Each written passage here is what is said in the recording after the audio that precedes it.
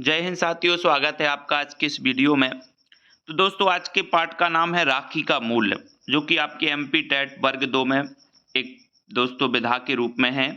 अब आपसे पूछा जाएगा कि राखी का मूल्य, इस पाठ के जो रचनाकार हैं वो कौन है, तो आपका उत्तर होगा हरिकृष्ण। ठीक है। और दोस्तों, इसकी विधा क्या है, तो इसकी विधा है नाटक। अपन को याद रख लेना, इसके कुछ पात्र हैं, नाटक हैं। तो दोस्तों, इसके पात्र हैं जैसे कर्मवती, बाघ सिंह, हुमायूं, तातार खां, हिंदू बेग। अब यहां से क्वेश्चन ऐसा बनेगा कि कर्मवती किस नाटक की पात्र हैं, तो आपको बताना है दोस्तों राखी का मूल्य। हुमायूं किसका पात्र, राखी का मूल्य। बाघ सिंह, तातार खां, हिंदू बेग। या फिर ऐसा भी क्वेश्चन आएगा कि निम्न में से बताइए कौन सा दोस्तों राखी का मूल्य का पात्र है, कौन सा नहीं है। ठीक है, तो ये पात्र आपको कर्मवती, बाघ सिंह, हुमायूं, तातार खां, हिंदू बेग, ये आपको याद करना है। ठीक है, चलिए अब इस पाठ का अपन अध्ययन करते हैं। प्रथम दृश्य है चित्तौड़ के राजमहल का दृश्य। कहाँ का दृश्य है? चित्तौड़ के राजमहल का। मेवाड़ के महाराणा सांगा की विधवा पत्नी। किसकी विधवा पत्नी? महाराणा सांगा की। कौन?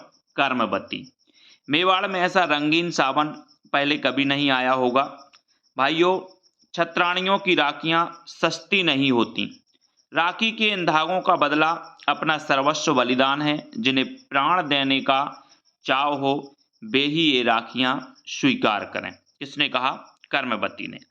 एक क्षत्रिय, मेवाड़ के क्षत्रियों को यह बात नए सिरे से नहीं समझनी होगी। माँ, हम लोग सदियों से हंसते हंसते प्राण देते आए हैं। हमारी इस अजय शक्ति का स्रोत आप बहनों की राखियों के धागे ही तो हैं। यही तो हमें बल देते आए।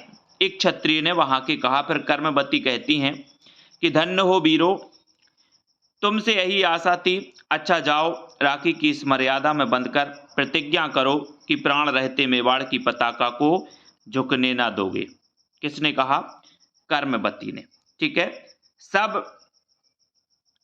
यही होगा मां, सबने कहा यही होगा। कर्मवती, मेवाड़ के सपूतों, तुम ही मेवाड़ के अभिमान हो। तुम्हारी कीर्ति अमर है। जाओ, रणभूमि तुम्हारी प्रतीक्षा कर रही है। और बहनों, तुम घर जाकर वीर व्रत की तैयारी करो।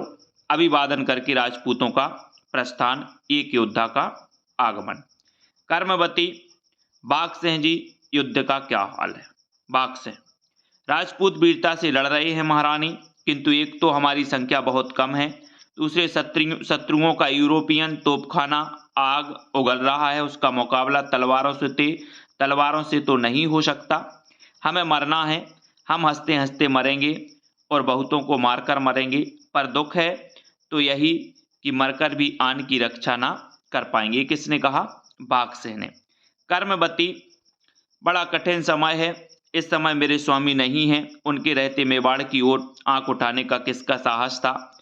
उनके आतंक से मेवाड़ के बाहर दूर दूर तक अत्याचारियों के प्राण कांपा करते थे। मेवाड़ की सीमा में तो पैर रखने का साहस ही कौन कर सकता था?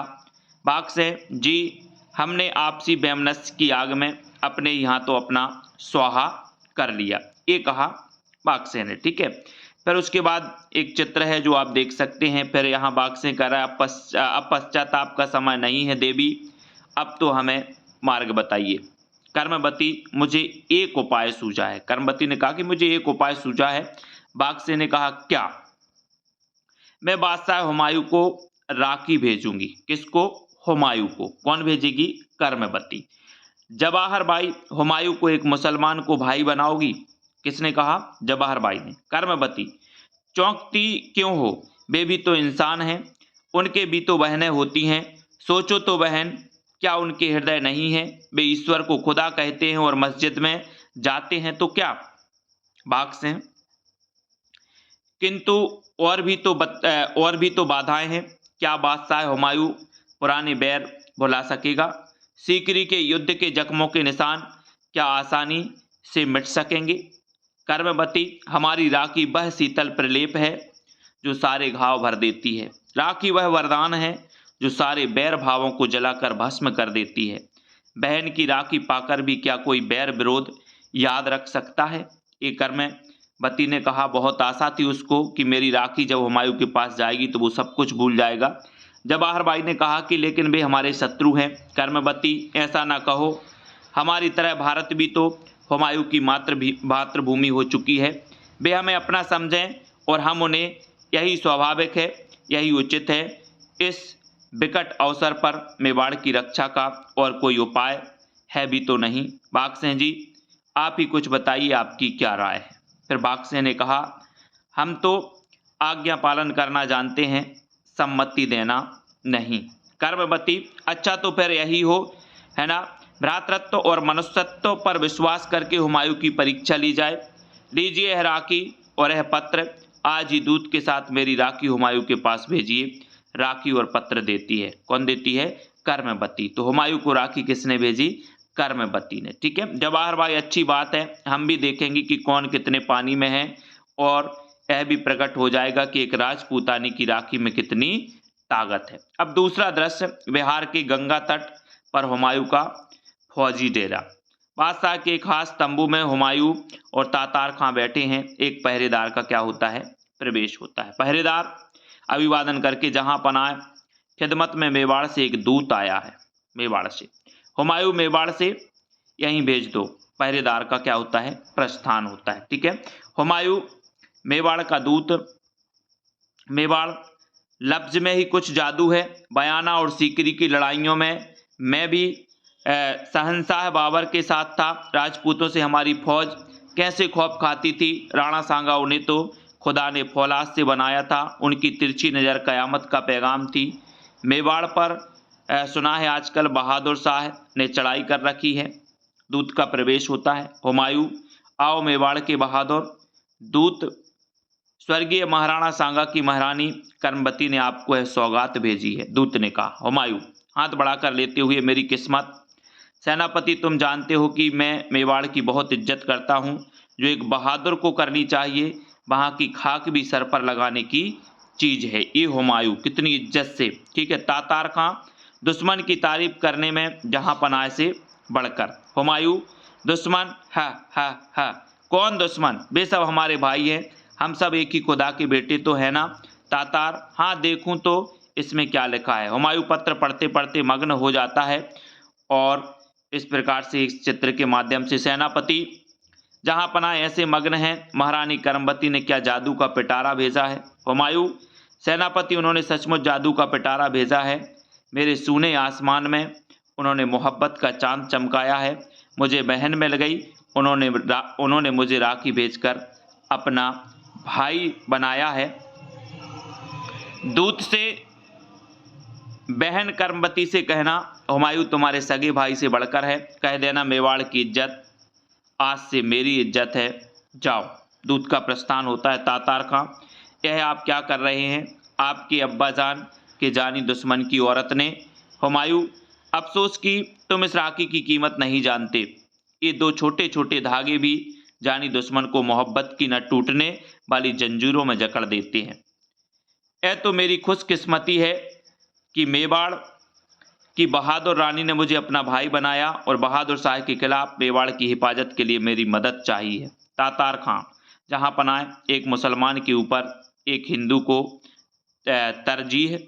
हुमायूं, अरे कौन हिंदू और कौन मुसलमान? खुदा ने पहले हम सबको इंसान बनाया है।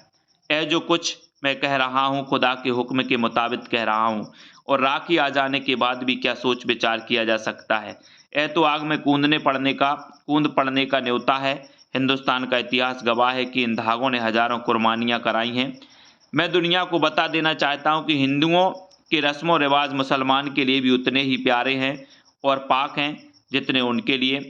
तुम भूलते हो कि हम सब एक परवदिगार की औलाद हैं, यानी कि ईश्वर की औलाद हैं।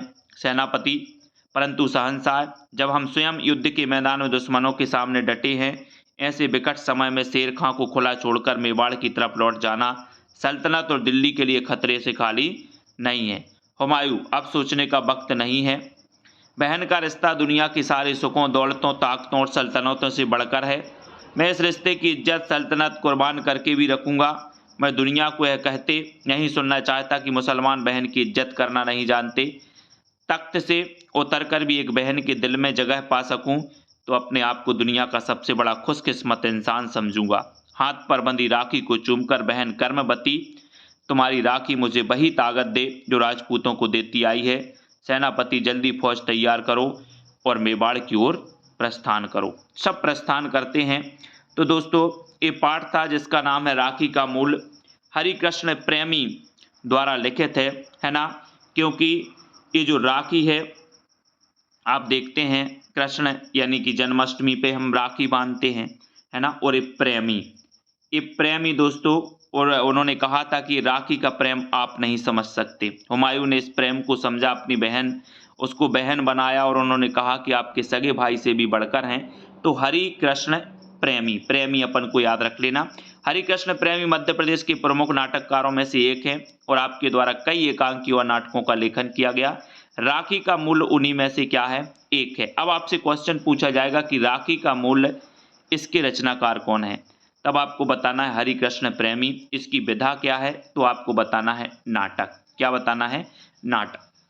ठीक है। उसके बाद हुमायूं, सेनापति, है ना, तातार खां, ये क्या है दोस्तों, ये इसके पात्र हैं। दूत है, ठीक है, और आपको पहरेदार, जवाहर बाई, कर्मवती, बागसिंह, ठीक है, इनको आपको क्या करना है, याद करना है। ये इस नाटक के क्या हैं, पात्र हैं, ठीक है। और ये जो घटना है ये कहाँ की है, मेवाड़ राज्य की है, जहाँ के महाराजा कौन थे, राणा सांगा थे, जिनकी मृत्यु के बाद उनकी विधवा पत्नी जिसका नाम था कर्मवती, है ना।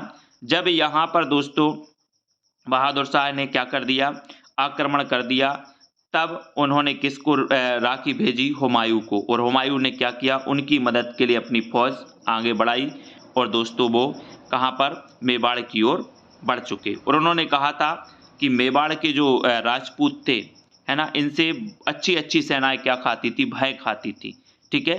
तो एक बहुत ही अच्छा पाठ जिसका नाम है राखी का मूल, जिनके जो यहाँ पर आप देख सकते हैं कि पात्र दिए हैं, कर्मवती, बागसिंह, हुमायूं, तातार खां, हिंदू बेग, इनको आपको क्या करना है, याद करना है, ठीक है। वीडियो कैसा लगा, सभी लोग लाइक जरूर करें दोस्तों, ठीक है। इसी प्रकार से आप सभी लोग अध्ययन करते रहें।